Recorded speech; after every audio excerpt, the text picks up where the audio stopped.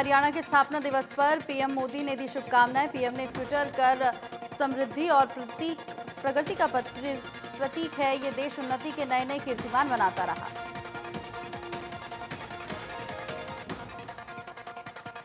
हरियाणा दिवस पर मुख्यमंत्री ने किया ट्वीट, आधुनिकीकरण हरियाणा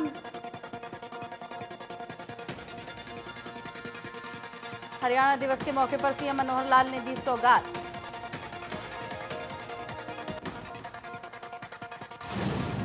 हरियाणा दिवस के मौके पर सीएम मनोहर लाल गुरुग्राम को सौगात देंगे। सीएम यूटर्न फ्लाईओवर का लोकार्पण भी किया और साथ साथ 3 लेन के यूटर्न फ्लाईओवर पर 51 करोड़ से रुपए ज्यादा की लागत आई है। सीएम करनाल से वीडियो कॉन्फ्रेंसिंग के जरिए फ्लाईओवर का लोकार्पण करेंगे।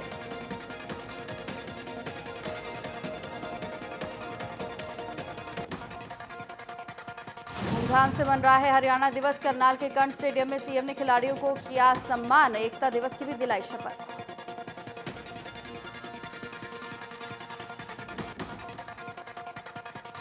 प्रदेश में आज मनाया जा रहा है हरियाणा दिवस। राज्यपाल सत्यदेव नारायण आर्य ने हरियाणा दिवस के अवसर पर प्रदेशवासियों को हार्दिक शुभकामनाएं दी और बधाई दी। उन्होंने कहा कि हरियाणा कई क्षेत्रों में देश में प्रथम स्थान पर है।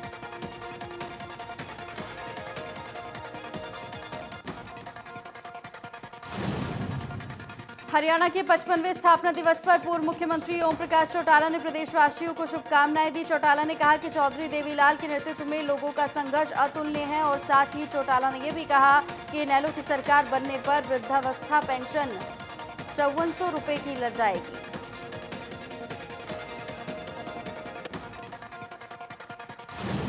गृह मंत्री अनिल विज ने कहा कि प्रदेश में लव जिहाद को लेकर कानून बनाने पर विचार हो रहा है। विज ने कहा कि लव जिहाद पर रोक लगाना बेहद जरूरी है।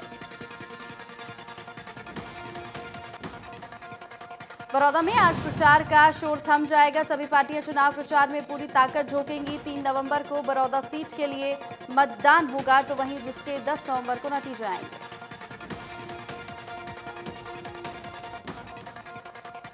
योगेश्वर दत्त को वोट देने की अपील करते हुए दुष्यंत चौटाला ने कहा कि योगेश्वर दत्त लोगों के बीच में रहकर काम करेंगे और साथ ही कांग्रेस का उम्मीदवार को कोई नहीं जानता। बड़ौदा के बुटाना गांव में दीपेंद्र हुड्डा ने एक ट्रैक्टर रैली निकाली और अपने उम्मीदवार इंदुराज के लिए लोगों से अपील करते हुए दिखाई दिए। बड़ौदा उपचुनाव में जुटे भूपेंद्र सिंह हुड्डा ने कहा कि 36 बिरादरी का जन समर्थन मिल रहा है, जिससे कांग्रेस उम्मीदवार की भारी जीत होगी। हुड्डा ने यह भी कहा कि पिछले चुनाव में वोट जेजेपी को मिले थे, तो वहीं अब बीजेपी के विरोध में मिली थी वो सारी वोट अब कांग्रेस को मिलेगी। पूर्व विधानसभा अध्यक्ष कुलदीप शर्मा ने बड़ौदा उपचुनाव पर बोलते हुए कहा कि ये चुनाव निर्णायक मोड़ पर है। उन्होंने कहा कि चुनावी परिस्थितियां पूरी तरीके से कांग्रेस के पक्ष में है।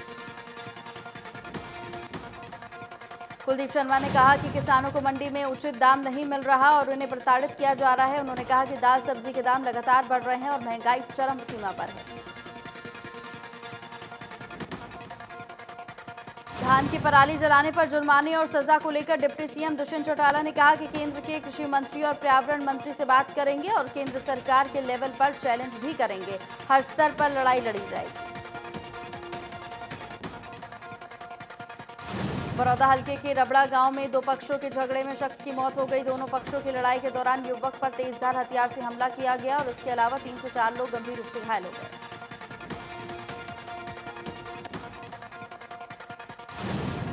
प्रथला के गांव सीकरी में सरपंच की दबंगई से परेशान सैकड़ों दलितों ने विधायक नयनपाल यादव को ज्ञापन सौंपा।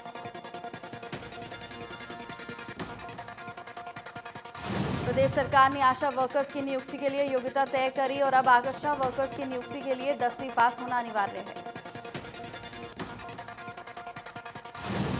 कैथल में अचार फैक्ट्री के 4 खराब सैंपल मिले हैं। स्वास्थ्य विभाग ने खराब अचार को 40 ड्रमों को निकलवाकर जमीन में दबा दिया। सोनीपत में सीएम फ्लाइंग की टीम ने बड़ी कार्रवाई की है। बरौटा गांव में अवैध रूप से चल रही पटाखा फैक्ट्री में छापेमार कार्रवाई की। फतेहाबाद में गांव बड़पौल के पास कार में आग लग गई। गाड़ी के बोनट में आग लग गई। रतिया में पुलिस की गश्त के बावजूद भी शहर में चोरों के हौसले बुलंद है। देर रात चोर एक घर में आगे खड़े होकर टैंकर को लेकर फरार हो गए।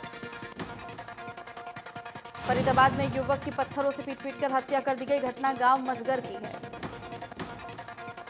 हरियाणा के कोरोना मरीजों का आंकड़ा 1,67,000 के पार पहुंच गया। पिछले 24 घंटे में सामने आए 1,743 नए केस, 12 की मौत, 12 एक्टिव केस, 12,191 एक्टिव केस मिले हैं। देश में 24 घंटे में 46,715 नए केस मिले। 667 मरीजों ने अपनी जान गंवाई है, तो वहीं 81,82,000 से ज्यादा टोटल केस हुए। पूरी दुनिया में कोरोना के आंकड़े 4,63,00,000 के पार हो गए। अब तक 12 लाख से ज्यादा मरीजों ने अपनी जान गंवा दी है, तो वहीं पूरी दुनिया में अब तक 1,16,00,000 के पार कोरोना केस पहुंच चुके हैं।